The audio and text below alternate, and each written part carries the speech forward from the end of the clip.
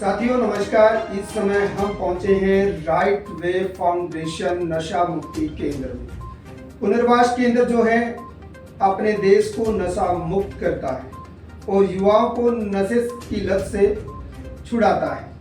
प्रयास है देश को बचाने के लिए ताकि हमारा देश नशा मुक्त हो।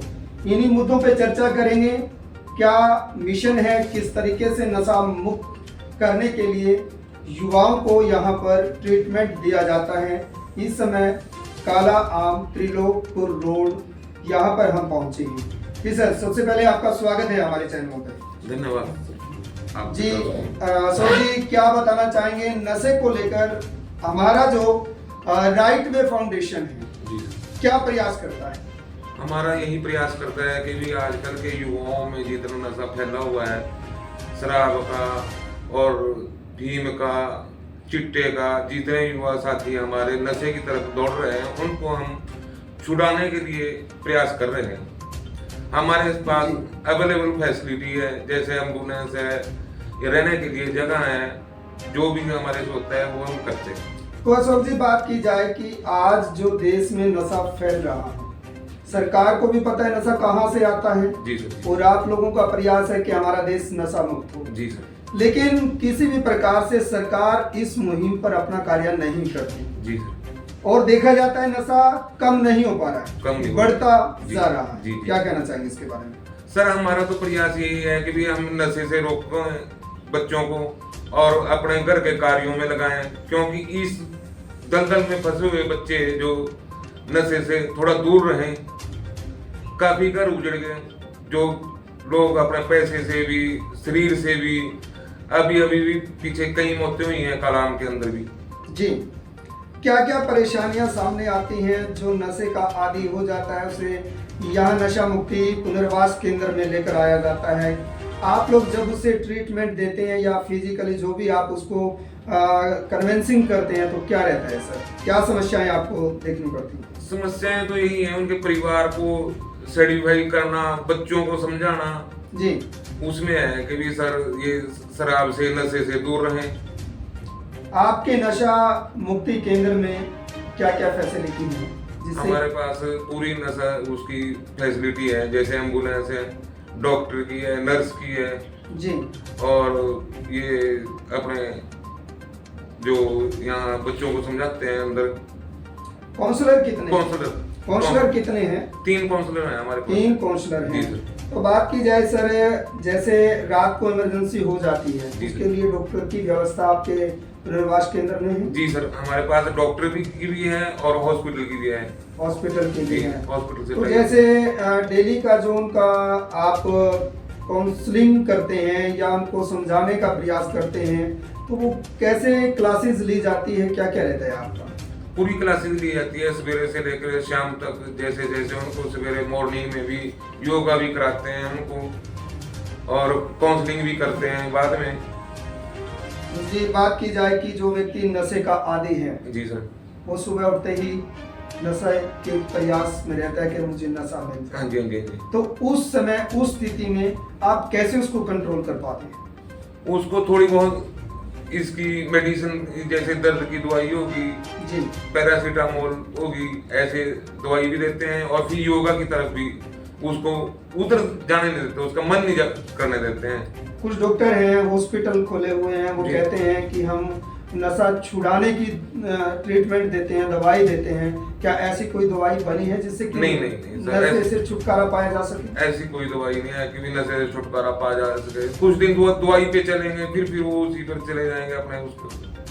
मतलब कहने का ये है कि नशे से मुक्ति पाने के लिए कोई ऐसी मेडिसिन अभी तक नहीं बनी? नहीं बनी है, नहीं बनी। ठीक। तो आपका प्रयास फिजिकली उनको जो काउंसलिंग होती है, एक अच्छे विचार उनके दिमाग में फिट करना, और जो पारिवारिक जो मन मुटाव रहते हैं उनको ठीक करना, कैसा व्यवहार वो जीवन में करें, तो किस प्रकार से उनको क्लासेस दी जाती है? पूरी क्लासेस दी जाती है, जो उनको समझाया जाता है, काउंसलिंग करते हैं सवेरे से भी। जी, अभी आपके पास कितने ऐसे व्यक्ति हैं जो नशे के आदी थे और वो नशा छोड़ने के लिए आपके पास इस समय भर्ती हुए? अभी हमारे पास 16-17 पेशेंट हैं। 16-17 पेशेंट हैं। आपके नशा मुक्ति केंद्र की अगर बात की जाए हाँ जी। तो यहाँ पर पहले ऐसे कितने व्यक्ति हैं जो नशे से छुटकारा पाकर गए, उनका परिवार खुशहाल हुआ है? कितने ऐसे व्यक्ति हैं? 8-10 बच्चे हैं जो नशा छोड़ के चले गए और जिनके परिवार अभी भी याद करते हैं।